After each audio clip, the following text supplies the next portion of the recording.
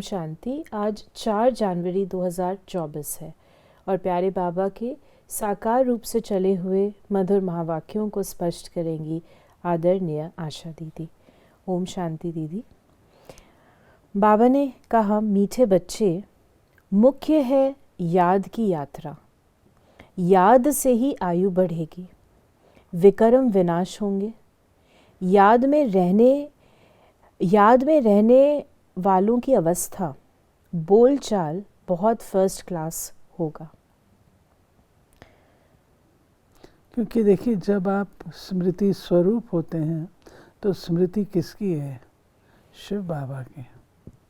तो शिव बाबा कैसा है तो आपके बोलचाल में नज़र आएगा।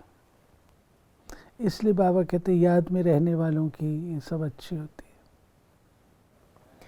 प्रश्न है, तुम बच्चों को देवताओं से भी जास्ती खुशी होनी चाहिए, क्यों? क्योंकि तुमको अभी बहुत बड़ी लॉटरी मिली है।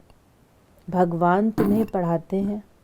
सतयुग में देवता देवताओं को पढ़ाएंगे, यहाँ मनुष्य मनुष्यों को पढ़ाते हैं, लेकिन तुम आत्माओं को स्वयं परमात्मा पढ़ा रहे हैं। तुम अभी स्वदर्शन चक्रधारी बन रहे हो। तुम्हारे में सारी नॉलेज है, देवताओं में ये नॉलेज भी नहीं।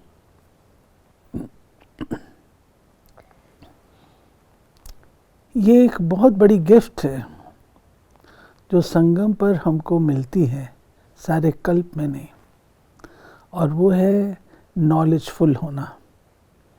सतयुग में तो हम नॉलेजफुल नहीं हैं, अभी नॉलेजफुल है। तो बाबा कहते हैं ये चीज़, बाबा ने कहा तुमको बहुत नशा होना चाहिए, खुशी होनी चाहिए। गीत है जाग सजनिया जाग। नए युग में होते हैं देवी देवताएं, हैं वे भी मनुष्य, परंतु उन्हों के गुण देवताओं जैसे होते हैं। वो है वैष्णव डबल अहिंसक। अभी मनुष्य डबल हिंसक हैं, मारा मारी भी करते हैं, काम कटारी भी चलाते हैं। इसको कहा जाता है मृत्यु लोक, जिसमें विकारी मनुष्य रहते हैं। उसको कहा जाता है देवलोक, जिसमें देवी देवता रहते हैं। वो डबल अहिंसक थे, उन्हों का भी राज्य था। कल्प की आयु लाखों वर्ष की होती तो कोई बात का ख्याल भी नहीं आता। फिर बाबा ने कहा, तुम्हारी ये ईश्वरीय मिशन है। निराकार परमात्मा को कोई मनुष्य तो समझ न सके। निराकार का हाथ पांव कहाँ से आया? श्री कृष्ण को हाथ पांव सब कुछ है। भक्ति मार्ग के कितने शास्त्र बनाए हैं। अब तुम बच्चों के पास चित्र आदि तो बहुत है। चित्र से याद आती है कि इस चित्र पर ये समझाएं, और भी बहुत चित्र बनते जाएंगे। एकदम ऊपर आत्माओं का भी दिखाना है। आत्माएं ही आत्माएं दिखाई देंगी, फिर सूक्ष्म वतन, उनके नीचे मनुष्य लोक भी बनाएंगे। मनुष्य कैसे पिछाड़ी में आकर फिर ऊपर चढ़ते हैं ये दिखाएंगे। दिन प्रतिदिन नई इन्वेंशन निकलती जाएगी। अब जितने चित्र हैं उतनी सर्विस भी करनी है।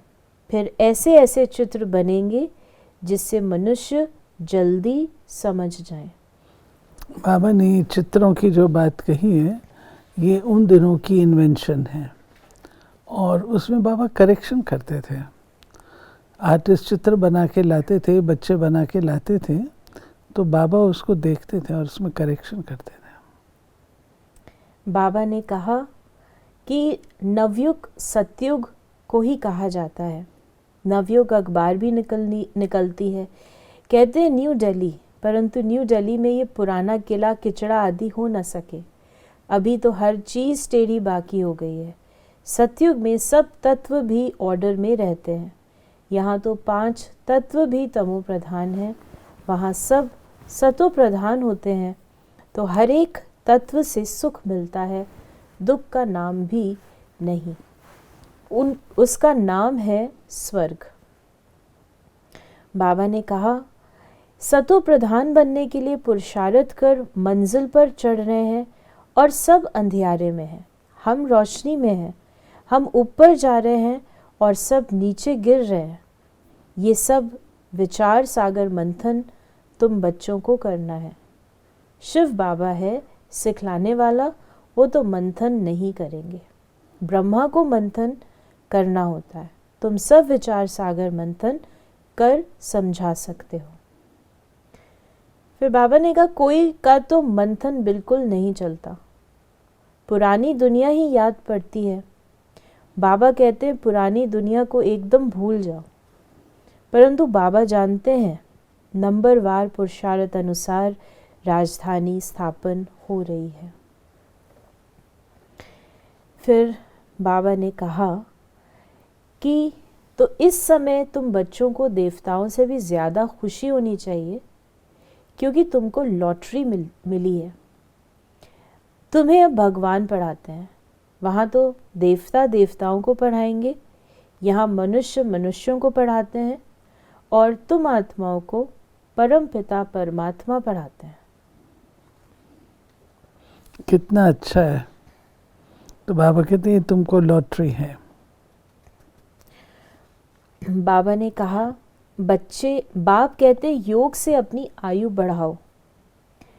बच्चे समझते हैं योग में हम ढीले हैं, याद में रहने लिए माथा मारते हैं, परंतु रह नहीं सकते, घड़ी घड़ी भूल जाते हैं।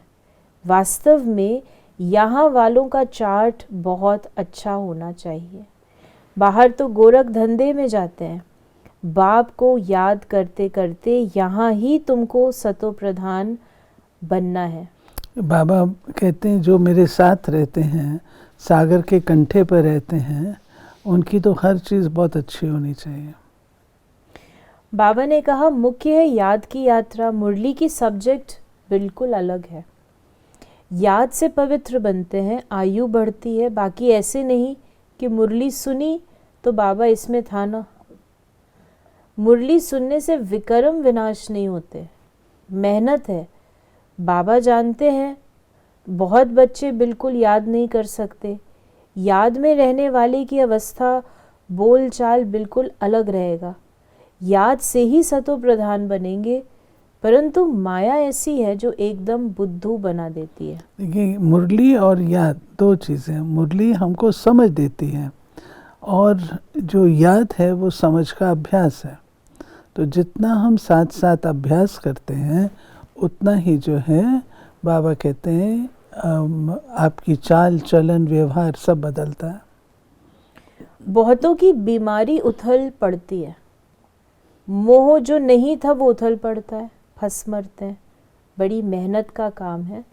मुरली सुनना ये सब्जेक्ट अलग है, ये धन कमाने की बात है। इसमें आयु नहीं बढ़ेगी, पावन नहीं बनेंगे, विक्रम विनाश नहीं होंगे। तो बाबा ने हमें दोनों सब्जेक्ट पे याद का बाबा बल दे रहे हैं याद को। तो बाबा बताते हैं सिर्फ मुरली पढ़ ली, मुरली के बन गए, लेकिन योग नहीं किया तो उससे विक्रम नाश नहीं होंगे। अब तुम पुरुषार्थी हो, फिर तुम विष्णु के कुल के बनते हो। सतयुग वैष्णव कुल है ना, तो ऐसा बनना है। फिर बाबा ने हमें वरदान दिया, सेवा में रहते कर्मातीत स्थिति का अनुभव करने वाले तपस्वी मूर्त भव। समय कम है और सेवा अभी भी बहुत है। सेवा में ही माया के आने की मार्जिन रहती है। सेवा में ही स्वभाव संबंध का विस्तार होता है, स्वार्थ भी समाया होता है। उसमें थोड़ा सा बैलेंस कम हुआ तो माया नया नया रूप धारण कर आएगी। इसलिए सेवा और स्व स्थिति के बैलेंस का अभ्यास करो। मालिक हो कर्मेंद्रियों रूपी कर्मचारियों से सेवा लो। मन में बस एक बाबा दूसरा न कोई, ये स्मृति इमर्ज हो, तब कहेंगे कर्मातीत स्थिति के अनुभवी तपस्वी मूर्त। और स्लोगन है, कारण रूपी नेगेटिव को समाधान रूपी पॉजिटिव बनाओ। बाबा कहते हैं कि जो काम करना है सो करना है, जिसमें कारण बताते रहो तो उसका तो कोई एंड नहीं है। कि जिसको बाबा का की भाषा कहते हैं, इसलिए बाबा कहते समाधान स्वरूप है। तो ये थे प्यारे बाबा के आज के मधुर महावाक्यों का स्पष्टीकरण। ओम शांति।